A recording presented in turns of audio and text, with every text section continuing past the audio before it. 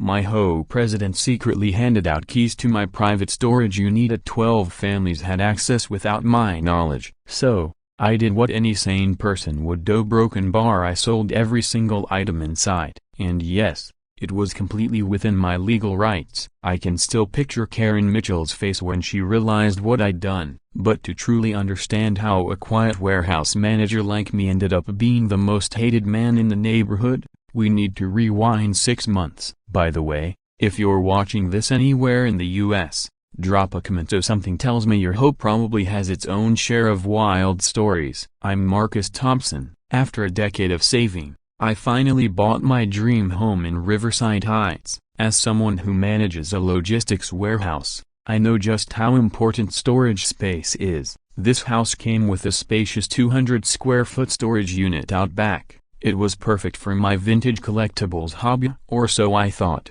The first week was calm. I spent it unpacking, organizing my new space, and clearing out the storage unit. That's when I noticed something peculiar. The previous owner had installed a high-tech electronic locking system on the unit. It felt like overkill for a storage room, but I didn't think much of it at the time. The neighborhood seemed peaceful and inviting. Kids played outside, neighbors waved, and everything felt like the idyllic life I'd worked so hard for. Then, on day 8, my doorbell rang. Standing there was Karen Mitchell, a blonde bob haircut, a stiff business suit, and a smile that felt glued in place. Beside her was a quiet woman holding a clipboard. Marcus Thompson, I'm Karen, president of the HOA, and this is Susan Carter, our secretary. We're here to officially welcome you to the neighborhood. As Karen spoke, her eyes wandered past me, scanning my living room like she was already mentally filing potential violations. Susan didn't say a word. She just observed silently, jotting things down in her notebook like she was logging intel for some secret file. Thanks. Everything's good here, I replied, trying to keep the conversation brief. Glad to hear it. Now, about your storage unit, Karen said, pausing dramatically. What about it? I asked, already feeling a red flag rise. Well, the previous owner, Mr. Peterson, was very generous with the community. He understood the value of shared space, like when I sold the Brown family's items. All proceeds went toward neighborhood projects. Of course. I frowned, confused and slightly alarmed by her comment. But it's my private property now. Her smile tightened, just for a moment. Of course. Just sharing a bit of community history. You'll catch on soon enough. As they walked away, Susan gave me one last glance, completely unreadable. That whole interaction left me uneasy. Later that day, I dove into researching HOA laws, desperate to understand exactly what kind of rules I was now bound by. Nowhere in my purchase agreement did it say anything about shared access or the HOA having rights to my storage. 2 weeks in, I got my first taste of Karen's true nature. A $500 fine showed up taped to my front door for having grass that was supposedly 2.5 inches tall. According to them, the neighborhood regulation required it to be no more than 2 inches. I stood there staring at the paper, wondering if I'd made a huge mistake buying this place. But I'd worked too hard for this home. I wasn't about to let a power-dripping HOA president push me out. I measured my lawn. It was exactly 2 inches tall. The fine was bogus. I went to the next HOA meeting to dispute it. Karen smiled and said, the inspector's measurement is final, except no inspector had ever come by my house. That's when I realized that this wasn't just a case of an overzealous HOA leader. This felt calculated, a broken bar, almost criminal. That night, I couldn't sleep. Around 11 p.m., I heard noises outside and near the backyard. I peeked out the window and saw Brad Stevens, the HOA's vice president, along with a locksmith. They were moving cardboard boxes into my storage unit. I rushed outside, heart pounding. What the hell are you doing? I yelled. Brad jumped, almost dropping the box he was carrying. The locksmith vanished the moment I showed up. Oh, Marcus. Karen said you were fine with us using the space for community supplies. It's just temporary, Brad stammered, trying to sound relaxed, but he was sweating through his shirt. I never agreed to anything. How did you even get in? He looked away. The electronic lock, a broken bar. We've had the code for years. Peterson gave it to us. His voice cracked when he said Peterson's name. Something wasn't adding up. I grabbed one of the boxes and opened it. Inside were neat stacks of cash, at least $5,000. On top of it was a ledger labeled storage fees. August. My thoughts raced. This wasn't about community supplies. This was clearly a shady operation and there was a lot of money involved. This ends now, I said. Brad's entire demeanor shifted. You should talk to Karen about that. I'm just following instructions. He left, abandoning the boxes. Standing there in my pajamas, surrounded by what looked like evidence of an illegal side hustle, my phone buzzed. A message from an unknown number popped up. Stay quiet, or you'll be the next one forced to sell, just like the 12 families before you. I knew who it was. Karen. I turned off my phone and looked out the window again. That's when I saw it. A strange car had been parked across the street all night. A broken bar engines were still running in the shadows when I had that confrontation with Brad. The next morning, I woke up to a fresh notice from the HOA taped to my door. It looked official, a letterhead, signatures, the whole deal. According to the document, a unanimous vote of 15 out of 15 board members had passed a new regulation. The Thompson storage facility will serve community needs. There was just one problem. I knew for certain there were only 7 board members. No meeting had taken place. Karen had forged the whole thing. She was literally inventing meeting minutes out of thin air. I needed backup and fast. That's when Janet Rodriguez knocked on my door. Hey, I'm your next door neighbor. Looks like you've received one of Karen's warm welcomes. She glanced around anxiously before adding, can I come in? There's something important you need to know about this neighborhood. Janet was a nurse at the local hospital, and her weary eyes carried a mix of fear and quiet resolve. Once inside, she pulled out her phone and showed me photos she'd secretly taken, images of the same HOA notice I'd received. I was trying to document everything, she explained. When Susan caught me, she looked at me like she knew exactly what I was up to. Janet's hands trembled slightly as she flipped through her photos. Be careful, Marcus, she warned. Karen isn't your average HOA president. There was something in her voice like she'd lived through this nightmare before.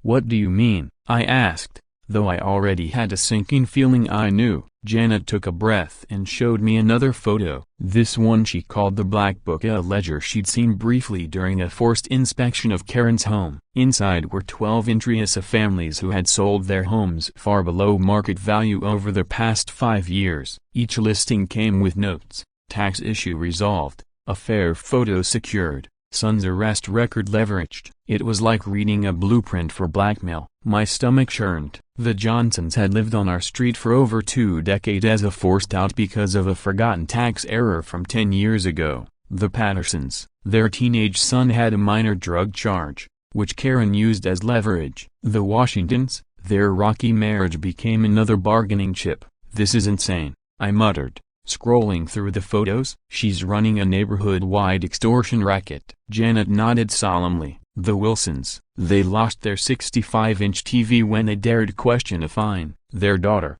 Emma, cried for days. Her favorite teddy bear was in the garage when Karen had it emptied. Through Janet, I learned how deep this operation went. Karen had Susan working with a private investigator to dig up dirt on residents. Anyone who resisted found themselves slapped with a $5,000 special assessment fee or publicly humiliated. It was a simple but brutal system. Make life unbearable until people either submitted or fled to selling their homes at a loss to get away. Janet showed me another photo. The Hendersons, retired teachers who'd lived here for 40 years, so were fined for putting up a bird feeder, then fined again for taking it down, and again for leaving the hooks in place. $3,000 in 1 month. They're eating cat food now to make their mortgage. She swiped to another image. Ben's family, local shop owners. Their daughter had leukemia. Karen knew about the medical bills. She timed her harshest fines right when their insurance lapsed. They lost everything. A clear pattern had emerged.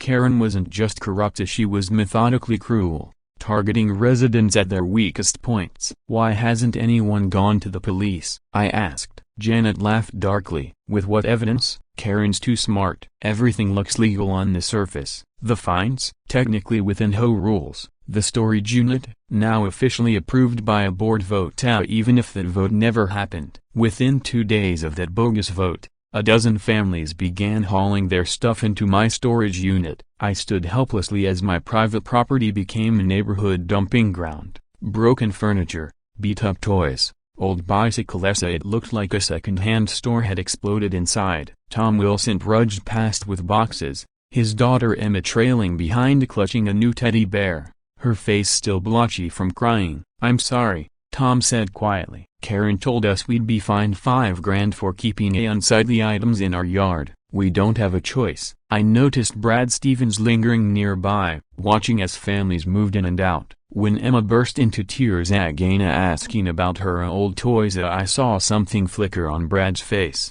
Was it guilt, regret? He quickly looked away, but not before I saw him discreetly wipe his eyes. That was it. I had to fight smarter. I installed 2 cameras. One obvious security camera on the outside that cost me $200 and another hidden one inside an old shoebox on a shelf. The first was to something Karen would see and fixate on. The second was Myasia, the one that would capture everything without her knowing. Sure enough, within 48 hours, I got hit with another fine, $2,000 for an unapproved exterior modification. The decoy had worked, but the hidden camera was already delivering. I caught Karen on video personally overseeing where residents placed their belongings. She directed traffic like a manager at a moving company, organizing my unit by sections. Premium stuff in one corner, junk in another, and a red-taped zone no one else was allowed to touch. That evening, Janet returned, more on edge than before. She kept glancing over her shoulder,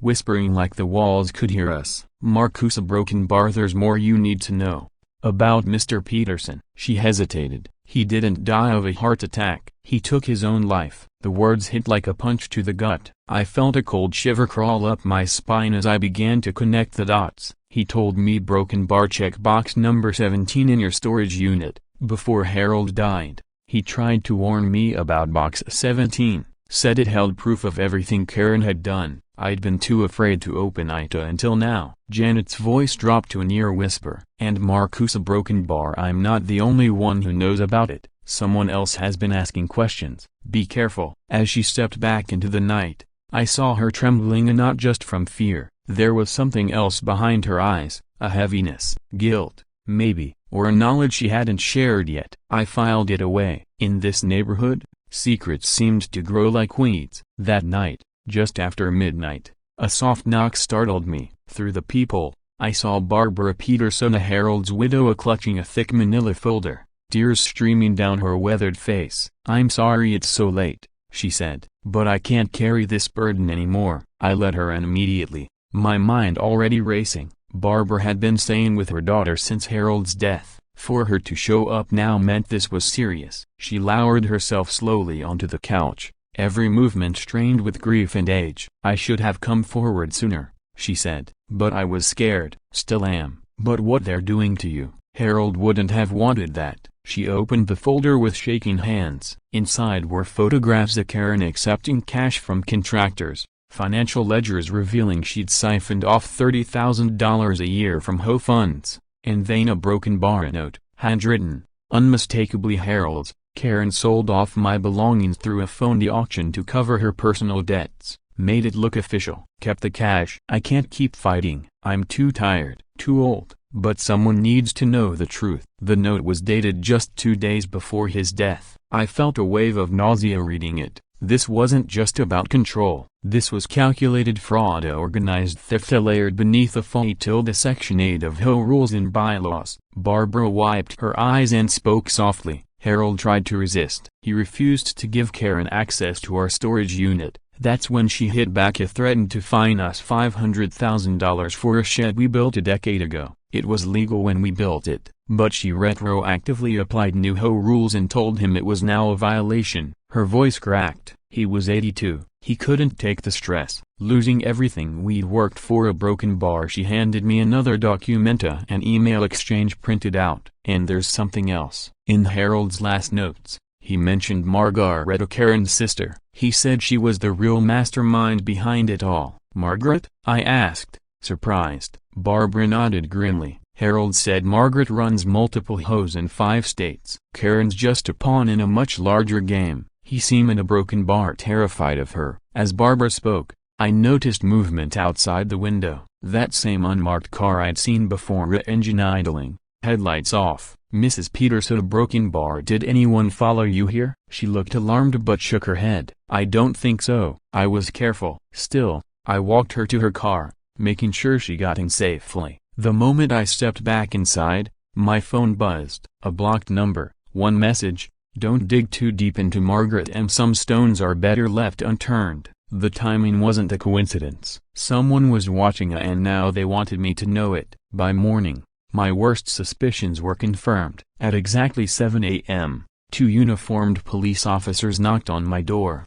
Behind them stood Karen, her face the picture of full concern. "Officers," she said, "this man is in possession of stolen property belonging to 12 neighborhood families. I insist you search his storage unit immediately." She spoke sweetly, like she was just a helpful citizen. But I stayed calm. I knew the hidden camera had captured everything I needed. "I'll gladly cooperate," I said, "but you should know I have video evidence of Mrs. Mitchell directing people to place those items in my unit without my consent. My lawyer considers it criminal trespass." I pulled up the footage on my phone and let the officers watch the highlights. Karen's carefully built narrative crumbled as they saw her orchestrating the drop-offs, treating my private storage like her personal warehouse. The senior officer, a no-nonsense woman named Officer Martinez, frowned and turned to Karen. "Ma'am, this looks more like a civil matter, but from what I've just seen, Mr. Thompson may have grounds to press criminal charges. You can't just take over someone's property,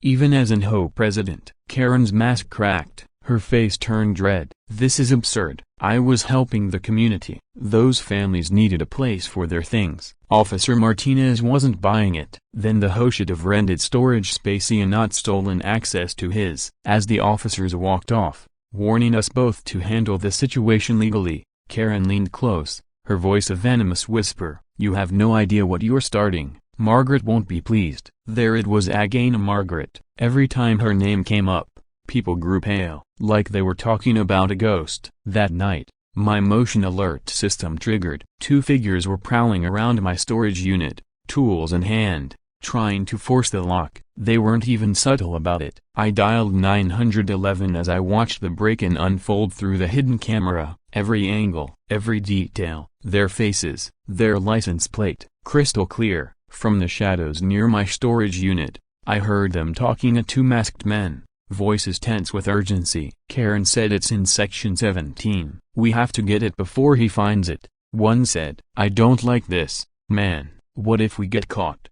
The other replied, clearly on edge. "You want to be the one to explain to Margaret why we failed? Just get the box." They didn't get far. The police arrived within minutes and arrested both on the spot. But what truly stunned me was when the officers pulled off their ski masks. So one of them was Brad Stevens. At the station, Brad looked like a man unraveling. His hands trembled as they fingerprinted him, his eyes vacant, and he kept muttering, "I didn't want to do these." A broken bar later, after posting bail, Brad found me in the parking lot. He pulled me aside, eyes scanning the lot like he expected someone to jump out of the shadows. "I'll testify against Karen," he said, voice low and broken. "This has gone way too far. I saw little Emma Wilson crying over her missing teddy bear. I've got kids too. Man, I can't be part of this anymore." He paused, then added, "Karen's keeping money in a safe inside your storage unit. Box 23. She's been stealing from storage fees, pocketing fines, taking kickbacks from contractors. It's all in there." He hesitated before speaking again, clearly wrestling with what to say next. "But Marcus, a broken bar. You can't trust Janet completely. She's not who she pretends to be. I've seen her meeting some Ian late at night. Drives a silver sedan. Same one that's been watching your house." The next morning, I sat down with Tony, a longtime friend and attorney. I needed to be sure I was on solid legal ground before moving forward. "So, just to confirm," I said, "if the property isn't claimed within 72 hours of written notice, I'm legally allowed to dispose of it?" Tony nodded, scrolling through the state statute on his laptop. "Correct. Abandoned property law is clear. As long as you give proper notice and document everything, you're protected." Armed with that knowledge, I decided it was time to go public. I set up my phone on a tripod in the center of my storage unit,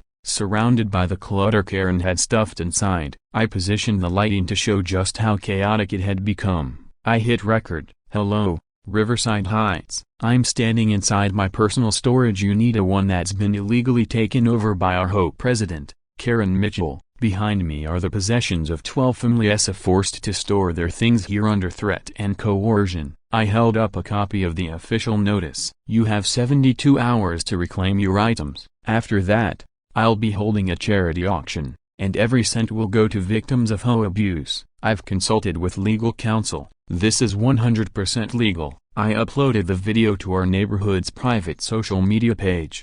The response was immediate and explosive. In less than an hour, the video had over 50,000 views. Comments poured in from across the country. People shared their own horror stories of overreaching HOAs, corrupt board members, families losing their homes over minor infractions. Same thing happened in Texas. HOA president stole $300,000. In Arizona, they foreclosed on a 92-year-old vet over a $200 fine. Please tell us how to fight back. What began as my personal battle was quickly turning into a nationwide movement. Local and national media picked up the story. CNN, Fox, Channel 8, a lawyer from D.C. offered pro bono help. A congresswoman reshared the video, writing, "This is why we need real HOA reform." Karen had no idea what she'd started by threatening the wrong person. That afternoon, in a panicked attempt to regain control, Karen called an emergency HOA meeting. She came armed with signed petitions demanding I be fined $20,000 for violating auction laws. There was just one problem: I recognized several of the names. People who had moved away years ago.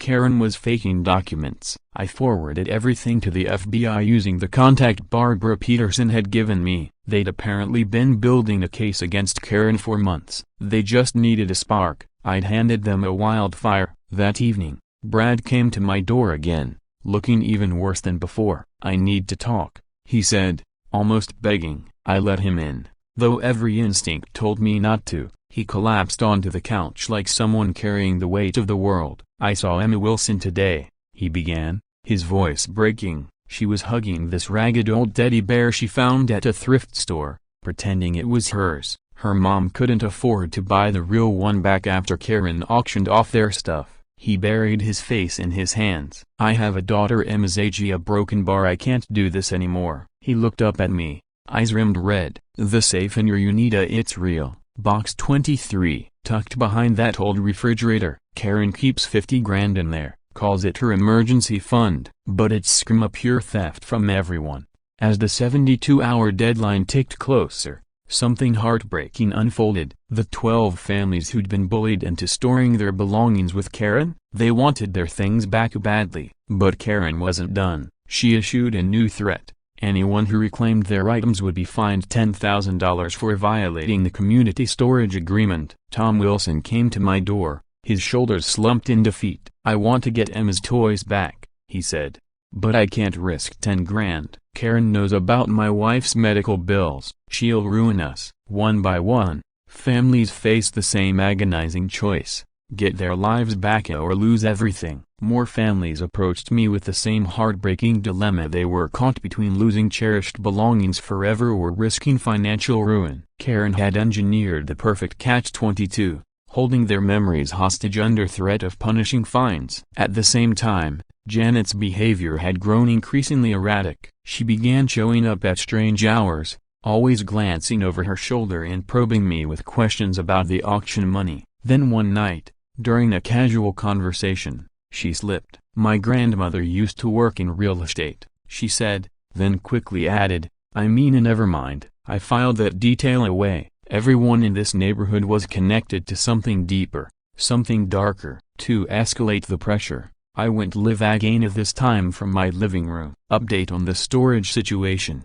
I began, my tone firm. "Residents are now being threatened with massive fines if they try to reclaim their own property. This is illegal intimidation." I've documented everything and forwarded it to the FBI, who are very interested in HOA fraud cases. I stared directly into the camera. "Karen Mitchell, if you're watching, it's not too late. Do the right thing. Let these people have their belongings back. This second video spread even faster than the first. News outlets flooded my inbox with interview requests. Karen's carefully constructed kingdom was collapsing, and she knew it. That night, as I got ready for bed, I heard a disturbance outside. I pulled back the curtain and my stomach dropped. A crowd of nearly 50 people marched down my street. At the front, megaphone in hand, was Karen Mitchell. The signs they carried read, "Protect our community and stop the thief." But it wasn't the chants or signs that chilled me, it was the woman at the back of the crowd. Silver hair, elegant clothes, and eyes that scanned the scene with cold calculation. She looked exactly like the woman in the photos Barbara Peterson had shown me. As the crowd reached my driveway, Karen stepped forward, raised her megaphone, and shouted, "Marcus Thompson, you have 1 hour to cancel this illegal auction or we'll take matters into our own hands." The crowd behind her cheered, but I saw the truth in their eyes. Many of them weren't there willingly, they were scared, coerced, or simply trying to survive. Karen had forced their hands, but not the silver-haired woman. She stood motionless, smiling faintly. When our eyes met, she gave me a small, deliberate nod. "Your move," her expression seemed to say. The 72-hour deadline was seconds away, and the real game was about to begin. Saturday morning, the tension in the air was suffocating. By 9:30 a.m., my street was overflowing with more than 500 people. 3 news vans, and what I strongly suspected were several undercover FBI agents disguised as locals. I turned my front yard into a makeshift auction house. Tables were lined with belongings from the storage unit, each tagged with the family it belonged to and a short note on how it ended up in my possession. Karen arrived with a battalion of lawyers. Her face was tight with fury, but she kept her composure for now. The silver-haired woman stood at the back of the crowd, silently observing. She hadn't introduced herself, but I knew who she was, Margaret Mitchell, the architect behind Karen's rise. I stepped up to the microphone. "Ladies and gentlemen," I began, "welcome to the Riverside Heights charity auction. Every item you see here was placed in my storage unit without my permission. The rightful owners were given 72 hours to reclaim them. That window has closed. I am now legally authorized to dispose of these items in any way I choose." The crowd listened in tense silence. "Let's begin with lot number 1, the Miller family's leather sofa." I started the bidding at $50. As it rose to $200, Karen lost it. "That's my sofa!"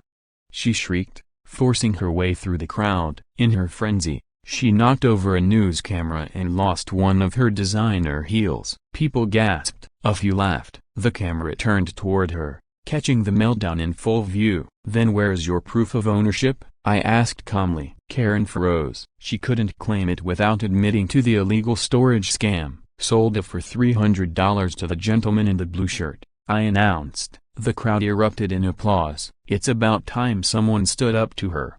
Someone yelled. The auction surged forward. Next up, a 65-inch television. Tom Wilson's face grumbled. "That's ours," he whispered. Someone immediately bid $500. Karen's shrill voice rang out. "I paid $2,000 for that TV." She had just admitted to buying stolen goods. From the corner of my eye, I saw several undercover agents shift positions, alert now and watching closely. Then everything changed. Brad Stevens pushed through the crowd, eyes focused, voice steady. "Stop!"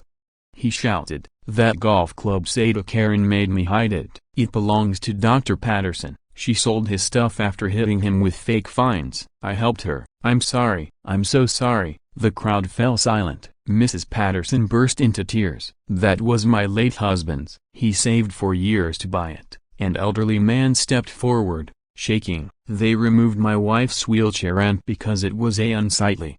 Then they fined us until we had to sell." Voices rose, one after another, a tidal wave of pain that had been buried too long. "They sold my daughter's bike, my father's war medal gone, my son's graduation gift vanished." Each confession was another nail in Karen's coffin. FBI agents were now openly taking notes and recording everything. Karen's lawyers tried to pull her away, but she broke free and charged the auction table. "You're all ungrateful," she screamed. I made this neighborhood valuable." Karen screamed. "I deserve respect."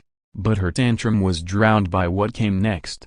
I turned back to the microphone. "Ladies and gentlemen," I said, letting the moment settle, "our final item of the day, a safe from box 23. Two volunteers carried it forward, setting it down with a heavy thud. The crowd leaned in. "Shall we see what's inside?" Using the combination Brad had nervously shared with me the night before, I turned the dial. A final click, and then the door creaked open before 500 witnesses and a dozen news cameras. Stacks of crisp cash spilled out, a $10,000 bundled neatly. But the money was just the beginning. Inside were ledgers and meticulously kept records of 5 years' worth of forged documents, illegal HOA fees, kickbacks, and money laundering. And at the very bottom, the smoking gun, a photograph. Karen Mitchell and the silver-haired woman from the crowd, labeled in pen, "Margaret, a 50% partner." The reaction was immediate. Gasps rippled through the crowd. Someone shouted, "That storage unit didn't just hold junk, it just saved an entire neighborhood." The energy flipped. People hugged, cried. Reporters surged forward.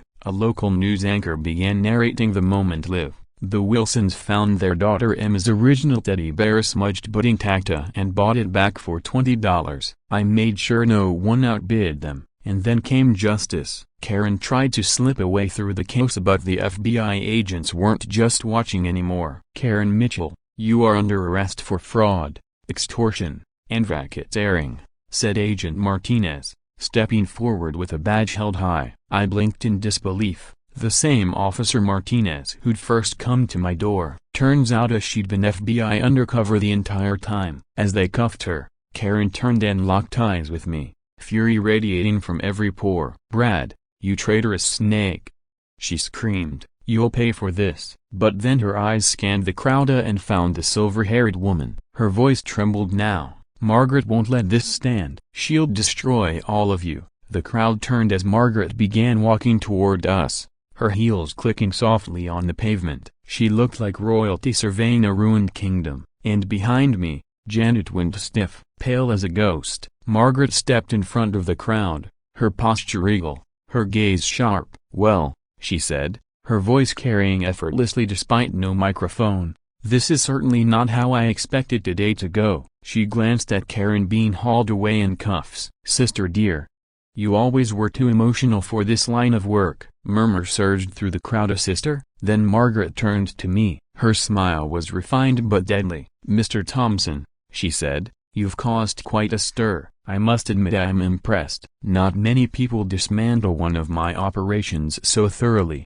Everyone instinctively took a step back. Karen, in retrospect, was an amateur. Margaret? She was something else entirely. Measured, dangerous, professional. As the auction totals rolled in at $25,000 raised, I stepped to the mic one final time. "All proceeds," I announced, "will go to a legal defense and recovery fund for victims of HOA abuse." The cheers were deafening, but I barely heard them. I couldn't take my eyes off Margaret Mitchell. She hadn't flinched, not once. "Enjoy your victory, Mr. Thompson," she said smoothly. "But remember, I have operations in 5 states. You've won a battle, you broken bar, not the war." She turned as if to leave, but that's when my phone buzzed. A message from Janet. "Run, now." Too late. Margaret's eyes locked onto her, cutting through the crowd. Her smile widened. "Hello, Janet. We need to talk about your performance review." The celebration died in an instant. Margaret's words hung in the air like a guillotine blade. Janet looked like she might faint. She began backing away,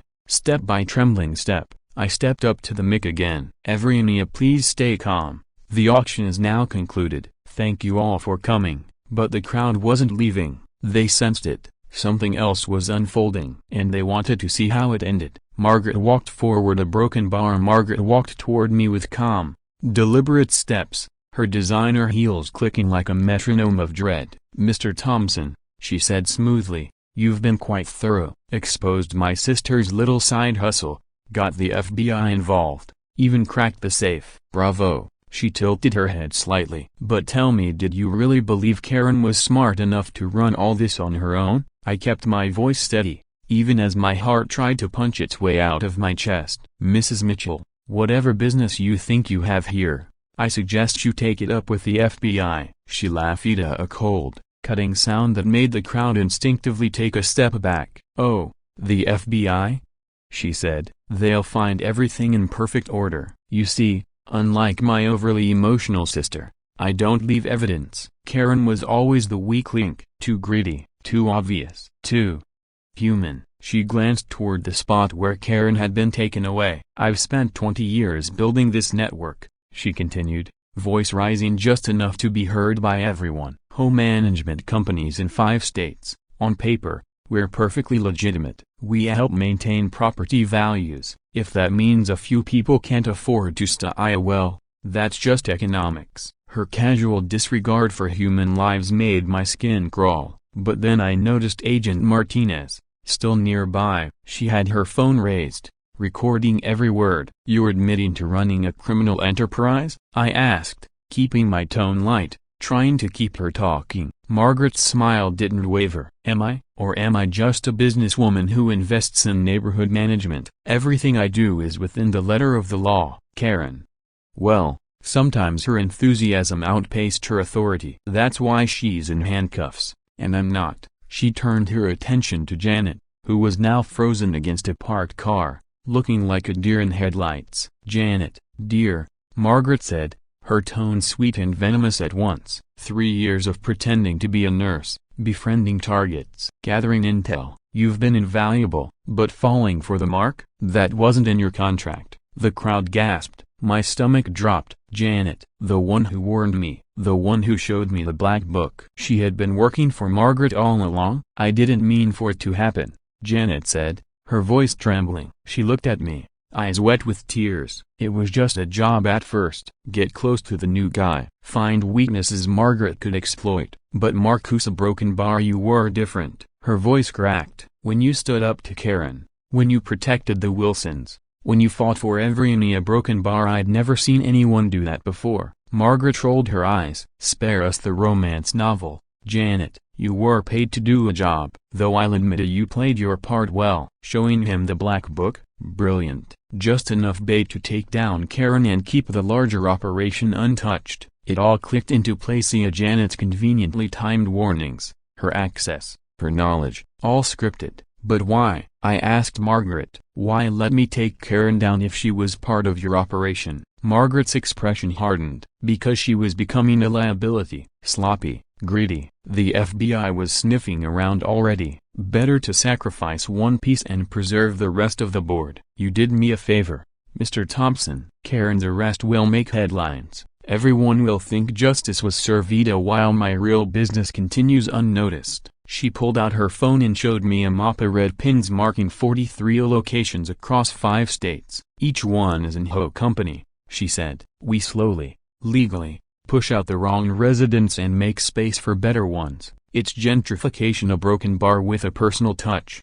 You're insane, I said. These are people's lives. Margaret shrugged. It's just business. Now, let's tie up loose ends. She gave a subtle gesture. 2 large men stepped out of a nearby van. Mr. Thompson, she said calmly, you're coming with us. We need to discuss what happens next. But the crowd wasn't having it. Tom Wilson stepped forward. No way. Not happening. Others moved beside him, forming a human shield around me. You want him? Someone shouted. You go through us. The 2 men hesitated. Clearly, they hadn't anticipated resistance. Margaret's composure cracked. You don't understand, she hissed. This is bigger than one neighborhood. Back off, or every one of you will regret it. That's when Susan Carter, the quiet HOA secretary, stepped forward from behind her. But she wasn't holding a clipboard. She was holding her phone, and she was smiling. Actually, Margaret, Susan said, her voice suddenly strong and unfamiliar, I think you're the one who doesn't understand. Margaret spun around, confusion flickering in her eyes. Suzanne, what are you doing? Susan raised her phone, revealing a glowing recording screen. Recording, 47 minutes and counting, she said. Every word you just said about the network, the 43 companies, the gentrification schema, it's all been captured. Margaret lunged for the phone, but Susan stepped back with the ease of someone who'd anticipated it. Margaret Mitchell, Susan said clearly, you're under arrest for conspiracy, racketeering, and about 30 other charges we'll sort out later. She reached into her jacket and pulled out a badge. Special Agent Susan Carter, FBI. I've been undercover for 2 years, waiting for you to slip up. Thanks for the confession, the crowd gasped. Susan's transformation was like watching a butterfly emerge from a disguise of dust. The mousy secretary was gone. What stood in her place was a calm, commanding federal agent. "You want to know the hardest part of these 2 years?" she said, eyes locked on Margaret. Susan looked out at the crowd, her voice steady and charged. "For 2 years, I had to smile at Karen's cruelty. Take notes. Pretend to be the loyal secretary while watching families be destroyed. Every night, I went home and puked thinking about the Petersons, the Wilsons. All of you. But we needed ironclad evidence. One misstep, and the Mitchell network would vanish overnight. Relocate, start again." She looked at me. "Your courage, Marcus, gave us the opening we needed. When you released that auction video, it forced their hand." The crowd rippled with shock. The twist had hit like a lightning bolt. Mousy, obedient Susanna, the woman everyone thought was Karen's shadow, was FBI. Margaret's face cycled through disbelief, rage, and finally, a cold, calculating glare. "You can't prove anything," she spat. "That recording, it's inadmissible." "No warrant," Susan smirked. "Actually, you were ranting in a public space, surrounded by witnesses, hundreds of them. Loud and proud. It's all admissible." As more FBI agents appeared and began cuffing Margaret and her men, she turned to me with venom in her eyes. "This isn't over," she hissed. "I have lawyers, connections, resources you can't even imagine." But there was fear in her voice now. The empire she built was unraveling. Janet stood frozen between the agents and me, her expression tortured. "Marcus, I'm so sorry," she said quietly. "It started as a job, but I swear, my feelings for you, oh, those were real. When Margaret told me to get close, I never expected." Her voice broke, tears streaming down her cheeks. "I chose you over her. Doesn't that count for something?" Susan, standing tall beside her, narrowed her eyes at Margaret. "Actually, Margaret," she said, voice ice cold, "you're not the mastermind you think you are. You were just another puppet, like your sister." Margaret's composure cracked. "What are you talking about?" Susan pulled out another phone and dialed. "Time to meet the real boss." She put the call on speaker. A voice answered, an elderly woman's voice, sweet, genteel, a broken bar, and utterly menacing. "Well, hello, my dear daughters. It could. Having trouble, are we?" Margaret's face drained of all color. "Mother," she whispered. The crowd fell silent. Even the reporters stopped talking. Every camera pointed at the unfolding chaos. "Evelyn Mitchell here," the voice continued smoothly. "I must say, I'm disappointed. 20 years building my empire, and you two girls wreck it because of one man." Susan lifted a tablet, displaying property records for everyone to see. "Evelyn Mitchell owns 40% of the real estate in 5 major U.S. cities. She's used her daughters to run HOA rackets, bullying homeowners, forcing them out, then buying up their properties through shell companies." FBI agents scribbled furiously, recording every word. "The Mitchell operation spans coast to coast," Susan added. "Estimated total value, over $2 billion in illegally acquired real estate." Margaret looked shattered. "She used us," she muttered. "Karen and Dia, we thought we were building something for ourselves." She laughed bitterly. "We were just employees." But Susan wasn't done. "And there's one more twist," she said, turning to Janet. "Because Janet Rodriguez isn't who you think she is either." Janet's tears had dried. Her posture shifted straighter, stronger, colder. "My real name is Janet Mitchell," she said softly. "Evelyn's granddaughter." The crowd gasped. My legs nearly gave out. Janet, the woman I'd trusted, the one I'd almost fallen for, was part of the Mitchell family. "Evelyn sent me to monitor Margaret and Karen," she continued. "She didn't trust them. I was supposed to keep tabs, report back, make sure they weren't skimming. But then, I met you, Marcus." Her eyes locked on mine. "You were everything my family isn't. Honest, brave, fighting for people instead of exploiting them." Susan nodded. "Janet came to us last week right after the auction video. She offered to testify." Janet pulled a small USB drive from her pocket and handed it to Susan. "This has everything," she said. "Every property, every victim, every dollar, 20 years of evidence." She turned to me, eyes raw with emotion. "When you stood up to Karina Broken Bar, when you protected Emma Wilson,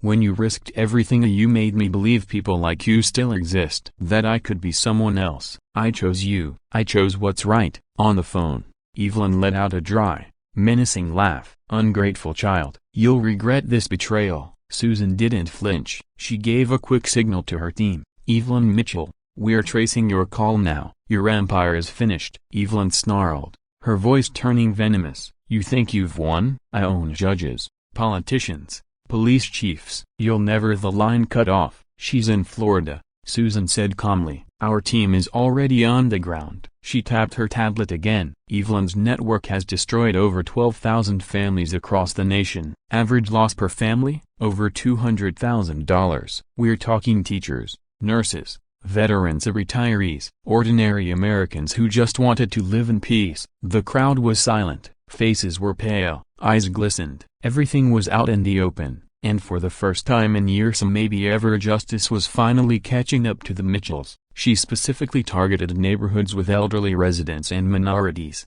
Susan told the crowd. People less likely to fight back. Her companies would rig HOA boards with their own agents, then bleed homeowners dry with endless fines. It wasn't just corruption, it was social engineering at its most calculated. Gasps and murmurs rippled through the crowd. What had started as a local HOA dispute had cracked open a national criminal conspiracy. Tom Wilson stepped forward, voice unsure but hopeful. "So Broken Bar, what happens to our neighborhood now?" I looked around at the faces of people who had stood up to Karen's tyranny, who'd rallied when Margaret sent her enforcers, who had just watched a hidden empire collapse in real time. "We rebuild," I said simply. "But first we finish what we started." I walked back to the auction table. A few items still sat there, waiting to be sold for charity. "We still have things to auction," I continued, "and it's time for new HOA leadership." I turned to someone who hadn't expected it. "I nominate Brad Stevens for HOA president." Brad blinked in disbelief. "Me?" "Boot to Broken Bar. I helped Karen. I was part of this." "You also helped bring the truth to light,"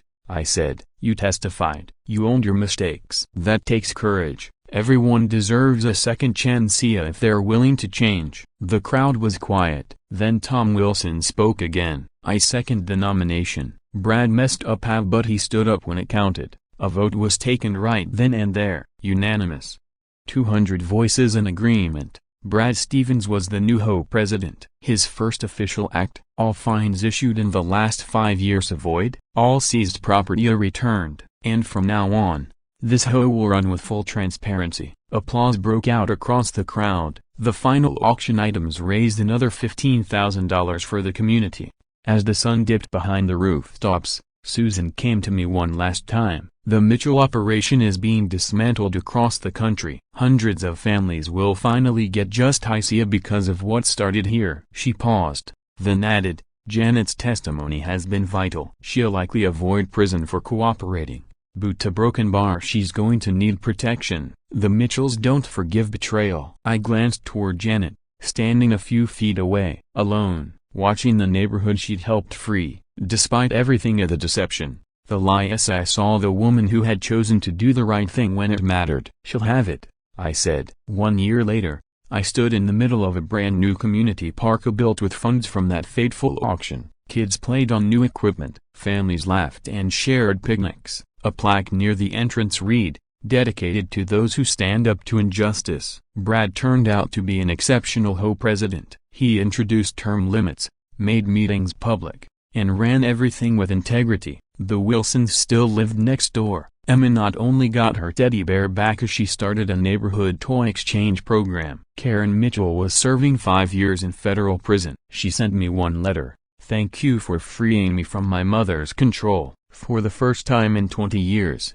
I'm not afraid." Margaret got 15, no parole. Evelyn Mitchell was caught at the airport, trying to flee with $50 million in cash. At 91 years old, she would live out the rest of her days behind bars. And Janet, she stood next to me now, holding my hand as the dedication ceremony wound down. Months of therapy, countless hours of testimony. She'd done the hard work of healing and helping dismantle her family's empire. "Do you ever regret it?" I asked. "Meeting me?" "Everything in your life got turned upside down." She smiled and squeezed my hand. "My life was a lie before you. Now, I'm free. We're free." We'd started a business together, a second chance auctions, helping victims of HOA abuse fight back and reclaim what was stolen. Brad even referred cases to us from neighboring communities. That old storage unit?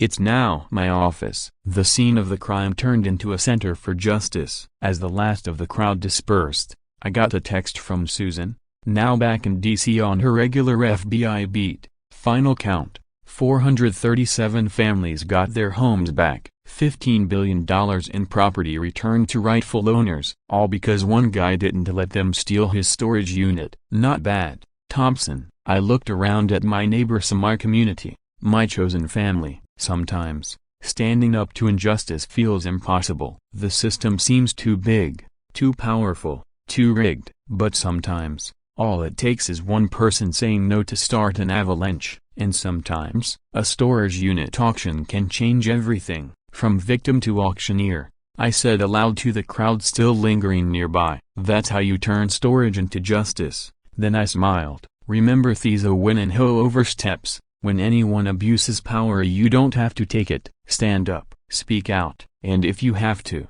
hold an auction,